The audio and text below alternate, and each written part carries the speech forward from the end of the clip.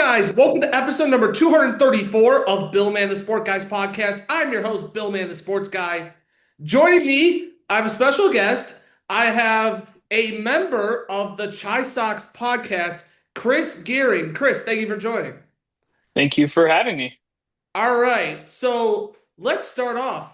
What were your thoughts on the 2025 season overall for the White Sox? Um, I think I like Will Venables a lot. I think that's the one thing that I really enjoy as a White Sox fan right now.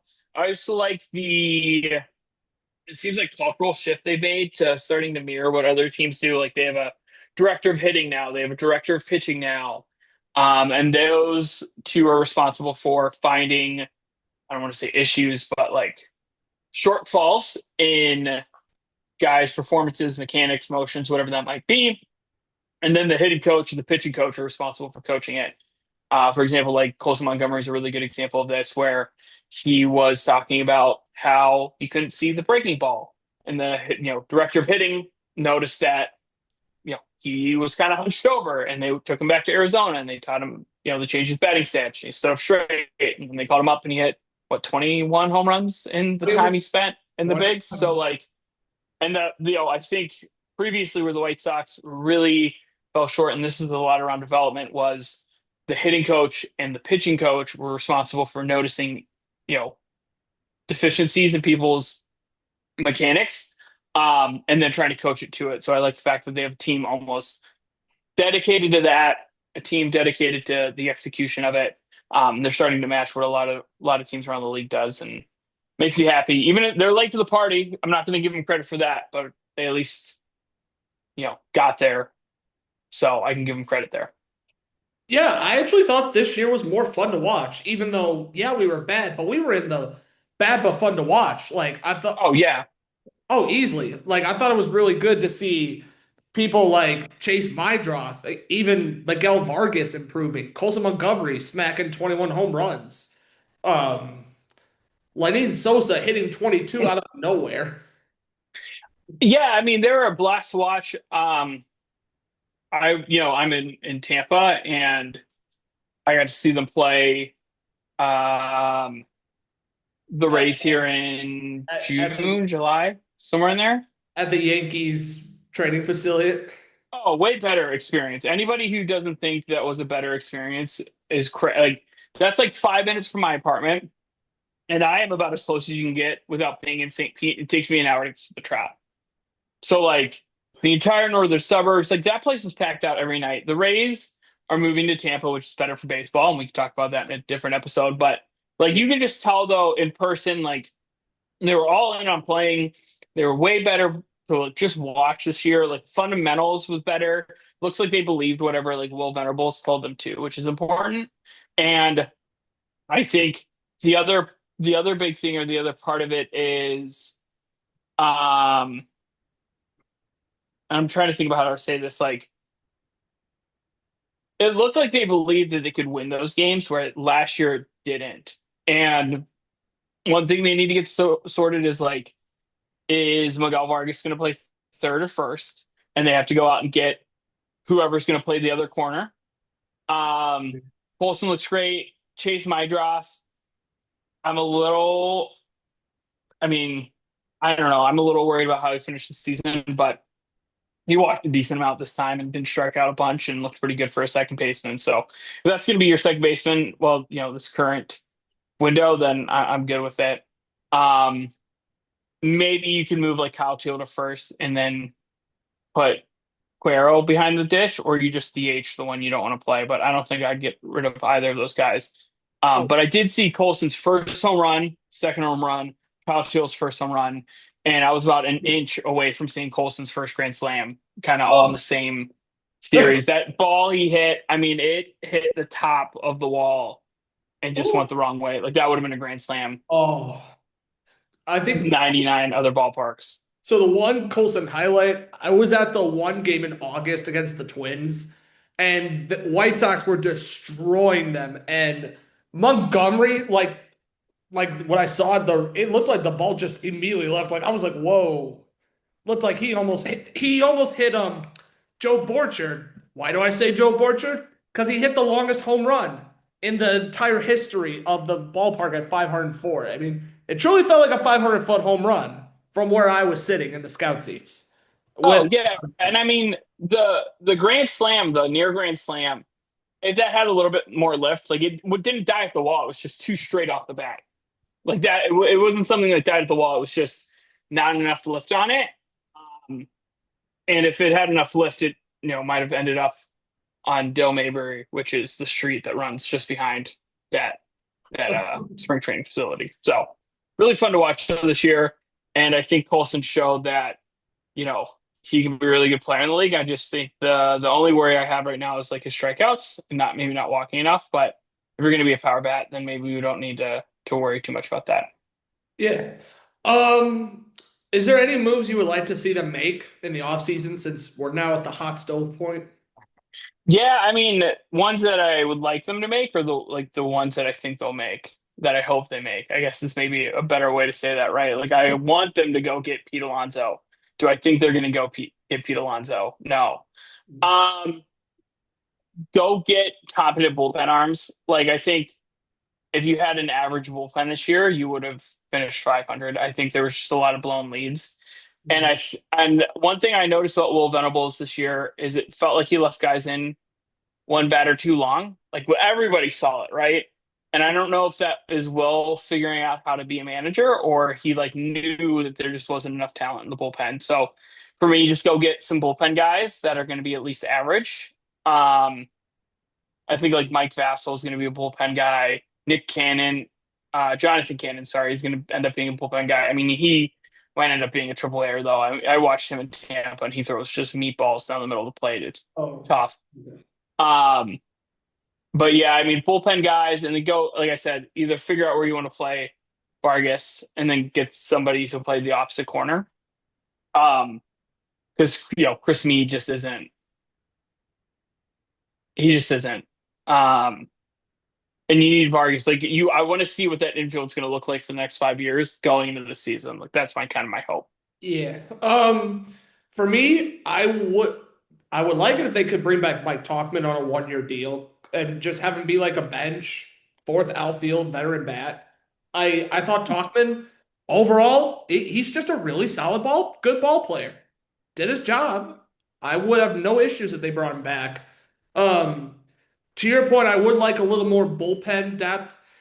Maybe one mid starting pitcher at best, because Sean Burke looked really good on opening day and then completely vanished. Shane Smith was awesome first half. Second half was a bit of a different story. To your point, Jonathan Cannon just kept throwing nasty old burgers from McDonald's down the middle. Blech. Um, Well, on I don't even know. Like, I Martin think Shane Perez. Smith just hit Solid. a ceiling. Like, this is the most innings he's ever played in a year. I'm not too worried about him. I think he's going to be who he is all Yeah. season next year. Sorry, I didn't want to cut you off. Just Oh no, you're good. yeah, wanted to slide that in there. Yeah, and then if possible, bring back Martin Perez. I mean, he was solid, and I would have wanted to see a little more out of him, but he was out most of the year with elbow stiffness. Well, we're going to get Drew Thorpe back. Um, you got Shane Smith. I would like them. I would like to see if they could bring in a starting pitcher, and I think really what I would want to see is like upper middle of the pack kind of guy, like maybe like a Zach Effen or like a Merrill Kelly. Like if you get like a Merrill Kelly, I know he's older. Like Zach Gallen's gonna be a free agent. Like if you want to take a bigger swing, Yeah. um, Michael King I think would be really nice. Again, like I know these are gonna be maybe your more expensive guys, but um, it would be nice like with the cash infusions from the Ishibia brothers if like the wallet gets opened up a little bit. And then I think first baseman you can bring in like a Luis Arias if you feel comfortable with um Miguel Vargas the third, and then you could bring in Luis and have him lead off. I mean, the guy hits 300. Why not have him lead off Yeah. constantly? Or you bring back Yohan, and he's going to be a lot cheaper than before. He's the fan favorite. Guy plays through injury. Um, he's pretty consistent, but you get him much cheaper than whatever the 26 million you were supposed to owe him last year before he went to the Angels. Oh, I forgot Yoan's a free agent. Did the Angels just like not determine him a contract He, or? I mean, he was a 1 year deal, so he was going to be a free agent regardless. Um, Oh yeah, but I think again, you got to decide where you want Vargas. If you want him at first or third, and then you got to make a decision from there. that is true. And another I possibly heard is if they trade Lenny Sosa to the Brewers for Reese Hoskins. I mean, I feel like Sosa kind of hit his peak. So if they Well, want, Reese Hoskins is a free agent, oh, he is. Ooh, okay. so you don't need to trade. If you're going to trade Sosa, like you got to trade him to. I mean, like Brandon Nimmo's off the board. I was going to say like trade him to like New York and try to get Brandon Nimmo back, but he's gone. Um, you got to trade him for like yeah, I don't even know. I don't even. I trade him for like a bullpen arm. Like you're not going to get a ton for Lenine. That's the Oh problem. no. Like you got to trade Lenine for like a middle of the pack bullpen arm.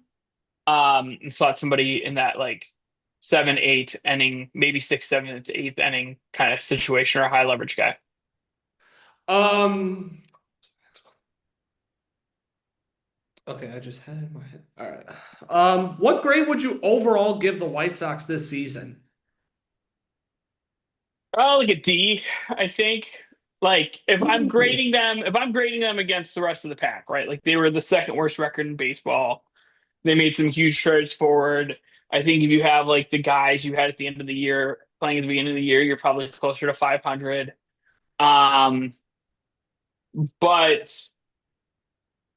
yeah, I mean, I think unfortunately, like you probably give them like a D because you got to grade them against the rest of baseball. Now if I gave them a grade versus expectations, different grade, like a B plus. Like they were a blast to watch. They were way better than last year. They have a future ahead of them. Oh, easy. Um, but yeah, I mean, I think ultimately I think it's it's probably a D. You have to grade them against the rest of the league. You can't grade them in a vacuum, unfortunately. No, I mean, I was torn between D plus and a C minus, kind of in the middle. I mean, Yeah, they definitely surpassed the win total from 19 compared to last year. They definitely surpassed my win total expectations. I kept telling friends and some of my teammates and coworkers that if the White Sox get 50 to 55 wins, I'll be happy. And safe to say, I'll happily take 60 any time and day of the week. and I agree with that. I think where I struggle as a fan is like how many of those games were winnable and you blew it in the eighth, you blew it in the ninth because you just didn't have anybody on the back end. That's why I'm saying like if you had either the bats or the arms at the beginning of the season, like I think you win some of those games that you lost like 2-1, right? Like you lost 2-1 to the Angels twice in that opening series. If you have a couple extra bats in that first half, or maybe Miguel Vargas makes his change in spring training versus, against the Twins, um, like that's where I struggle giving them anything better than a D. But Yeah. I think next year they're going to be a 500 baseball club. I'd be disappointed if they weren't. I mean, I'm starting to think they could reach around there. For the sake, I ask that Chris Getz does not act like a Grinch and bring back Mike Clevenger. We don't want that smelly man anywhere near the White Sox premises. Yeah, we don't need that guy. Oh Um, no. I mean, I'm sorry. And just after watching him pitch this year, he's just not a caliber Major League Baseball pitcher anymore. and That's I why I'm think counting on him. I also think he wasn't well liked in the bullpen or just in the clubhouse in general. Um, but I think he was brought in because who else were you going to bring in? I think that that's the kind of the issue that kept falling into is like nobody wanted to come here. You talk about like the Pittsburgh tax, right? Like, oh, the Pirates are going to have to pay extra. I don't even think people want to go to Pittsburgh. You know what I mean? So like, if you're going to bring in guys, you gotta have a plan for like who can we bring in and who can we execute that on. Oh, I Um, 100% have to agree. I mean, there's like a couple of baseball stories I've written for the Korean newspaper, College of the Page, and shout out to the crew, by the way. And rightfully so. Bob Nutting is destroying Pittsburgh. He is just burning the city to the ground. Like it's almost not even funny half the time. Like I mean, I'm convinced that they're going to lose Paul Skeens at this point. well, I mean, I think I don't know. There's going to be a salary cap 2027. After 27, and there's going to be a lockout. We're going to miss baseball.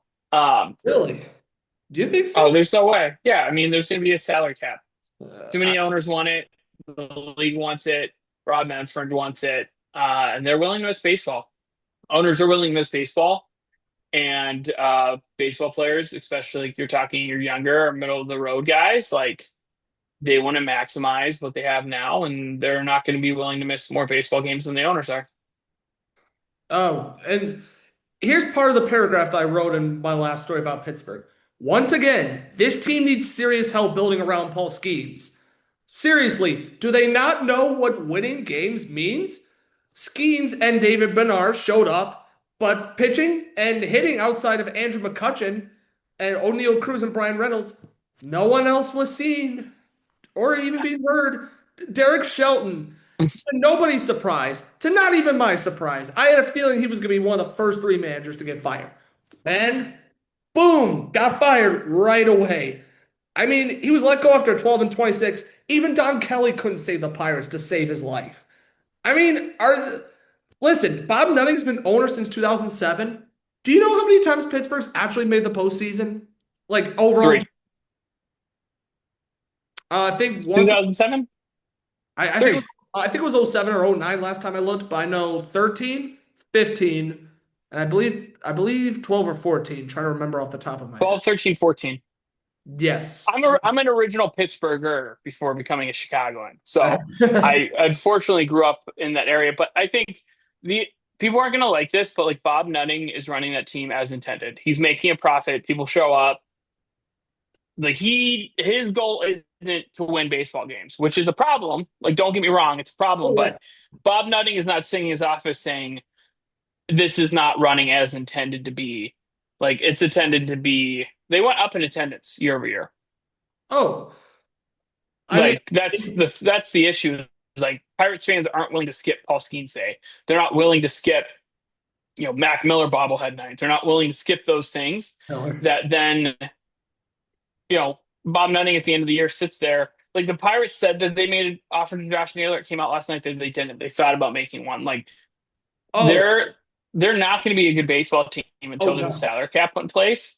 And even at that point, like the salary cap's going to help teams like the Brewers, who invest heavily into development and scouting and being able to do that, where like the Pirates don't, and they're still going to struggle developing guys. It's just going to be more parity in the league, where like when you do land a guy like Paul Skeens, you're going to be able to win 500% of your, like 50% of your games and potentially make the playoffs.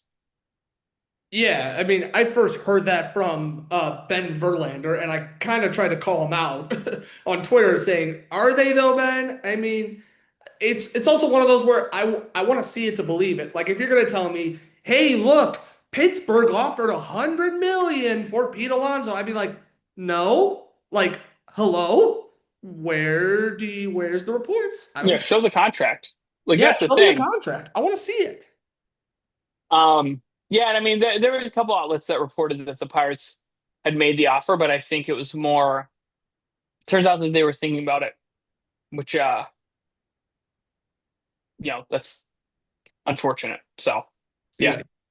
Well, now that you're saying that we may have a lockout in 2027, how much impact do you think this will have on Major League Baseball overall? And also assuming the owners and the player association can't make up an agreement after the 2026 season. I mean, I think, well, that's a good question. I think it'll have some impact on the offseason this year. I don't think there's going to be a mega deal that's given out. Now, is there a mega deal guy? No, right? There's not like a Juan Soto or an Otani. But, if you think back to 94, Or no, no, 95. sorry, 95. 2002, 2003, when the NHL did their Oh lockout and yeah. added a salary cap, the way they did it was they looked at like current payrolls, figure out percentages that people were getting paid, and then said like, here's your cap. If you're over, you have buyouts and you have payouts to players and things like that. Um, and anything over the cap was a payout to player, and then you could do like extra money, and it took percentages off the cap. So it depends on how we believe that the MLB is going to sort things out, because like how do you pay Pete Alonso or Juan Soto or Otani? what are deferrals like? Is the deferral work is the same as like dead money against the cap and all other sports? So like, do the Dodgers deferrals become a problem all of a sudden? Because like, yeah, you're paying Otani 2 million, but you have a penalty of 120 million dead money. It's the cap, right? Um, I don't know. It's going to be interesting. It depends how they want to work out some of these contracts. Um,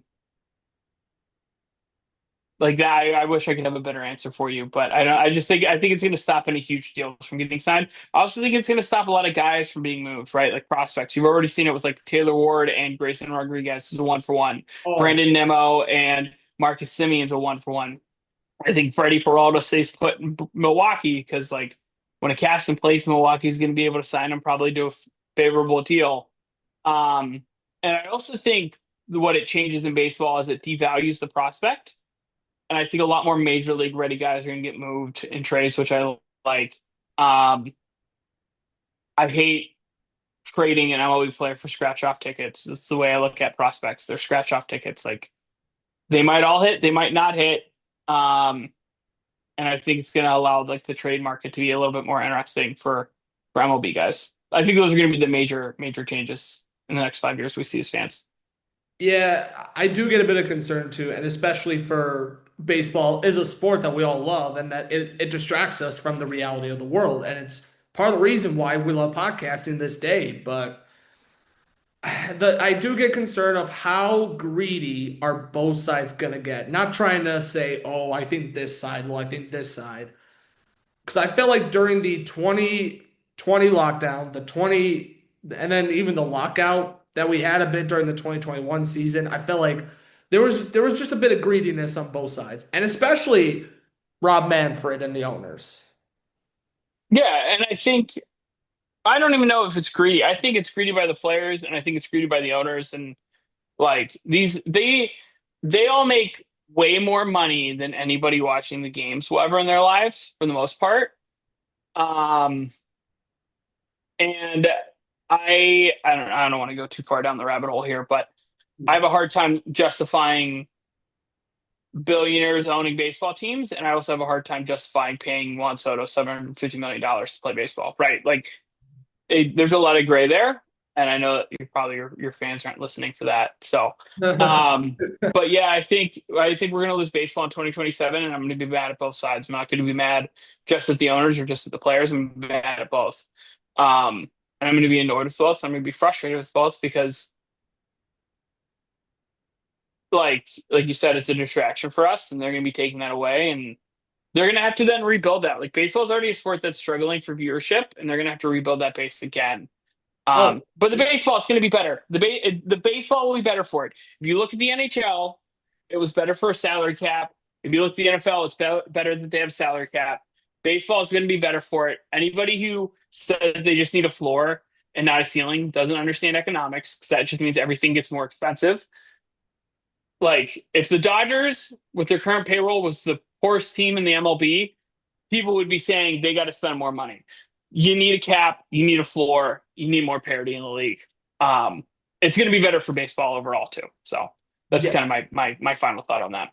And then I think my final thought I do have is like for some of the people who are get some of the players who are getting paid big, like Juan Soto over 700 million. Bryce Harper still getting paid 330 million by the Phillies. Nick Castellanos, I know the Phillies are trying to move him, but he's getting paid, I think 120 million, somewhere around there. Um, Yeah. like are you gonna ask them to give up a bit of their cash for the salary? Or I don't know how that part will work, but that's my I final mean, yeah, I don't, I mean, I guess my thing is like this is the way the NHL did it was that let's say for example you're on my baseball team and my salary cap's $100 million and I'm currently paying you 200 million. Okay. thought. But you are 200 million over 10 years, so you're getting paid 20 a year. Yep. And the salary cap's going to be $100 million. Okay. You are then in theory 20% of my salary cap as it stands before changing any of those numbers. If you are 20% of my payroll, then you stay at $20 million. Okay. If Okay. you are 5% of my payroll, you go down to $5 million a year and then you and I have to work out a buyout for the difference of that $15 million a season. It doesn't count as dead cap. I could pay it out to you on the side. I could pay it out to you up front. Like that's kind of what the NHL did. And then I could pay out extra. So like let's say I wanted you to be 2% of my salary cap. I could pay you three extra $1 million in that payment structure to free up cap space.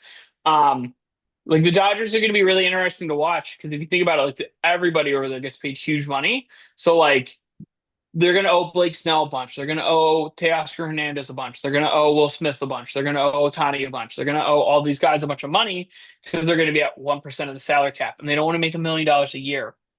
So it's going to be interesting seeing like how those things work out. And the NHL did it also at a time where like people weren't as creative with money. And um, yeah, I don't know. I don't know how that's going to work out. It's going to be interesting to watch. I'm a finance nerd. I like a lot of those things, and I could talk about it for hours. But yeah, there's going to be really creative people and really smart people who kind of figure that out. Exactly. All right. How about we do some White Sox what ifs? All right. All right. I got one, and this one still hurts me personally at times. What if the 2012 Chicago White Sox made the playoffs? Why I say that? We finished 85 and 77 under Robert Ventura, his only season above 500. Adam Dunn, Paul Konerko, AJ Brzezinski, Alex Rios, Diane Viciedo, Gordon Beckham, even Kevin Youkilis, who we had for half a year, all went off. And even Jake Peavy was vintage that year. Chris Sale was up and coming. Quintana was decent. Our bullpen was overall solid, and we even had John Danks for a little bit before he got hurt. Just Yeah, I agree with that. I think that team got hot too late, and like if like there's expanded playoffs now, they make a run for it.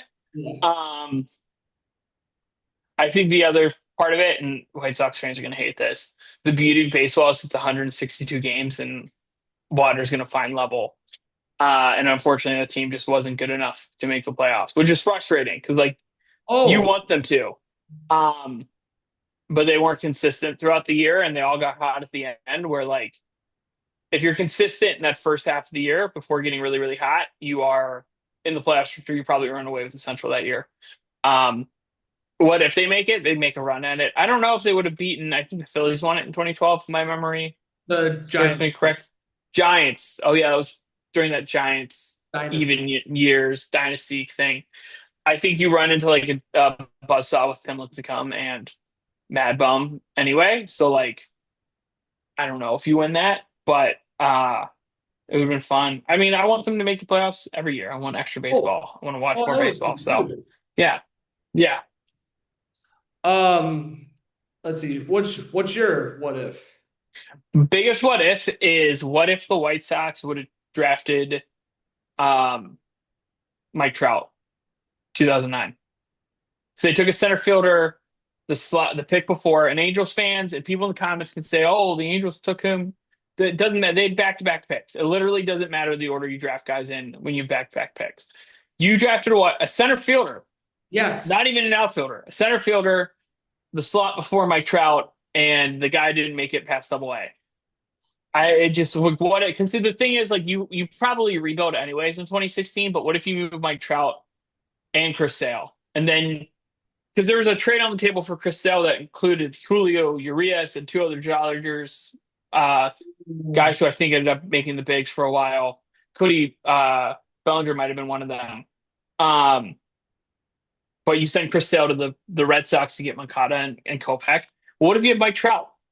And then you send Mike Trout to the Dodgers and you get Urias and you get Cody Bellinger and you get those guys. And like now your rebuild, like those gaps we had on that team and that rebuild are filled by different prospects. So like I'm not even saying Mike Trout becoming an all-time White Sox great. I'm thinking about him as like a trade piece. Like what if you draft him instead of I don't remember the guy they drafted, but I know he sucked and he didn't make it past Double A baseball. And I Um, could see him in my head. But then yeah, that's my biggest what if. you know what? We'd be in heaven. If you have Mike Trout on your team, you'd be in heaven by now. I mean, Trout's just a phenomenal player, but then some of the other outfielders the White Sox have had that I've always wondered. Now that you say that, Would they have been a White Sox? Would Alex Rios, Diane Viciedo, Alejandro De Aza, Moises Sierra, Leary Garcia, Adam Eaton, would Yeah. those six have became White Sox? Or even Melky Cabrera and Avisail Garcia? Well, yeah. Well, they drafted Jared Mitchell was his name, and Oh, okay. it's just brutal. But I guess the other part is like Mike Trout's a rookie in 2011, 2012. So like then you start thinking of like what if on that team they're making the playoffs. They're not that what if Oh, a they miss the thousand playoffs. percent. Like they're winning the Central that year. So like I think if there was one thing I could go back and change, it would be drafting Mike Trout instead of Jared Mitchell, which is such like a hindsight's 2020 because like we don't know if any of these guys are any good in the baseball draft. Like that's the tough part. Like you make a pick and you're like, I remember when they drafted Zach Collins and we were all so excited for him to come up and like Oh, they kind of screwed up his development because of James McCann and Grandal, but still like it's just you never know. You never know if these guys are going to be any good until they're here. all right. You want to guess what Mike Trout's WAR was in 2012? I think I know this. I think it was 6.7, 6.8, something like that, right? I'm trying to do the 6-7 meme I see. No, I like legitimately I think it Um, was like right in that area. 10.5. 9.5, 10 point, actually, let me double check. Yeah, 10.5. 10.5. Oh, then I'm way off. Yeah, I knew he was way up there. He should have won. I think he won the MVP in 2012. I think that was his first MVP.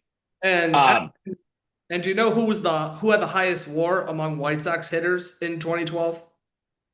now you're really testing my knowledge. That was 13 years ago. Um, I mean, probably Canerco, right? Maybe who? Canerco's WAR was 1.9. Oh, he Alex was kind of at the Rios, end. Alex Rios. That makes sense. 1.8. Yeah, Canerco was at the end of his kind of run, right? Because then they had And, like Adam Dunn for like a day, and then Jose Abreu came in. So and yeah, because Canerco, that was the last really good season. Adam Dunn had an awesome year. Oh, his WAR was 1.6. That's crazy. yeah, yeah, yeah. No, that's. I mean, yeah, probably. That makes sense. But yeah, I mean, Mike Trout's. You're winning the Central if you have Mike Trout in the middle of Oh, that a lineup, thousand right? percent. So yeah, that's my biggest what if is like, what if you had him and because then like even if you're winning and you decide to rebuild in 16, like that rebuild looks different. 'Cause, again, all That's good. those gaps are filled with the trade to the Dodgers for Mike Trout. So Or or what if we even somehow got Ozzy Albies from the Braves? That would have been a huge problem solved for second base. yeah, I mean, well, you have a gap at third, so maybe you end up sending Trout to Boston, right? Like we can play the what if game here Oh, yeah. forever, but um, well then you don't get Eloy and Dylan Cease. Oh So yeah. like there's a huge like but I guess like if you don't get Dylan Cease and Eloy, you get Belly and Julio Urias from the Dodgers, so it doesn't matter, right? Like again, we can go through what ifs all day on this, Oh, easily. but um and then maybe get Machado. You actually get him in that 2009 offseason because you need somebody to play the hot corner there. And a And part of why they didn't get him was because they had Yohan. Like they didn't bring the offer that he ultimately wanted because they knew Yohan Makata could play third instead of second base. So, there's kind of your everlasting. You know what? A really fun exercise for anybody listening. Go do trade trees. They're a blast. Like look at one trade and then look at all those guys that were moved and like one random. oh Go look up one yeah. random trade and then draw out a tree from everything that happened from that trade. It's pretty fun. Oh, that's crazy. All right. Ooh, all right. I got another. This still kills us to this day, but what if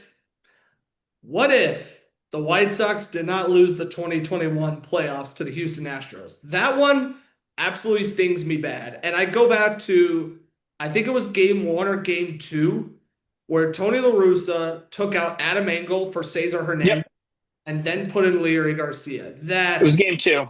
oh, that was game two. Okay. I just remember it was They were game up. one or two because I was at game three in person and man, that was so much fun. Oh, it was brutal. Well, because you do that. and Kyle Tucker makes the catch that Larry Garcia doesn't, but Adam Engel does.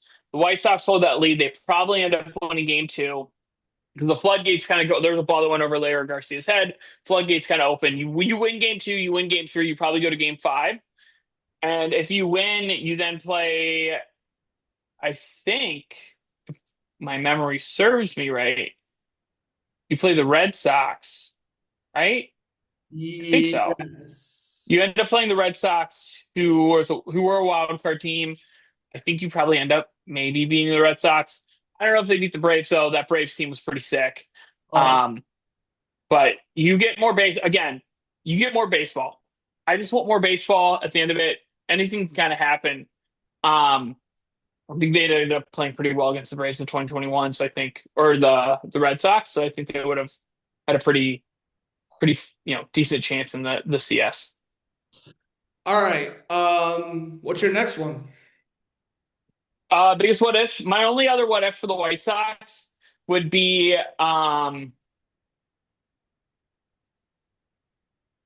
see, I don't even like what if there was no holdout, like no stoppage in 1994?